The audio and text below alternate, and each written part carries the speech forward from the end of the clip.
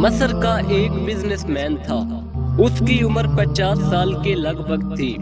ایک دن اس کو دل میں تکلیف کا احساس ہوا اور جب اس نے کیرا کے سب سے بڑے ہسپتال میں اپنا علاج کروایا تو انہوں نے معذرت کرتے ہوئے اسے یورپ جانے کا کہا۔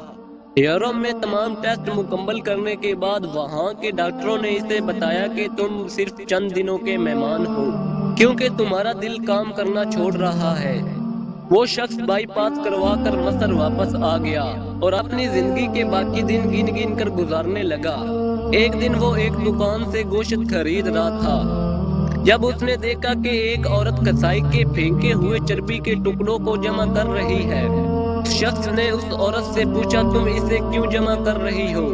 عورت نے جواب دیا کہ گھر میں بچے گوشت کھانے کی ضد کر رہے ہیں۔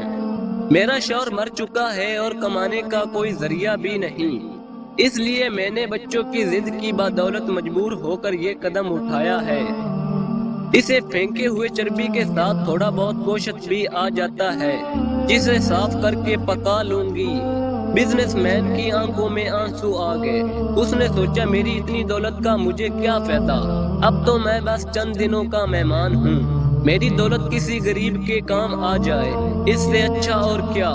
اس نے اسی وقت اس عورت کو کافی سارا گوشت خرید کر دیا اور کسائی سے کہا، اس عورت کو پہچان لو، یہ جب بھی آئے اور جتنا بھی گوشت مانگے اسے دے دینا اور پیسے مجھ سے لے لینا۔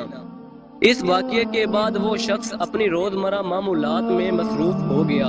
کچھ دن اسے دل میں کسی تکلیف کا احساس نہ ہوا تو اس نے کیرا میں موجود لیبارٹری میں دوبارہ ٹیسٹ کرائے۔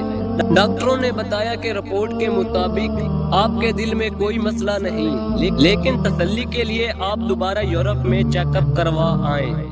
وہ شخص دوبارہ یورپ گیا اور وہاں ٹیسٹ کرائے۔ رپورٹ کے مطابق اس کے دل میں کوئی خرابی نہ تھی۔ ڈاکٹر حیران ہو گئے۔ اس سے پوچھا کہ آپ نے ایسا کیا کھایا، آپ کی بیماری جڑ سے ہی ختم ہوگی۔ اسے وہ گوشت والی بی بی یاد آئی اور اس نے مسکرا کر کہا، علاج وہاں سے ہوا ہے جس پر تم یقین نہیں رکھتے۔ بے شک میرے نبی نے سچ کہا ہے کہ صدقہ ہر بلا کو ٹال دیتا ہے۔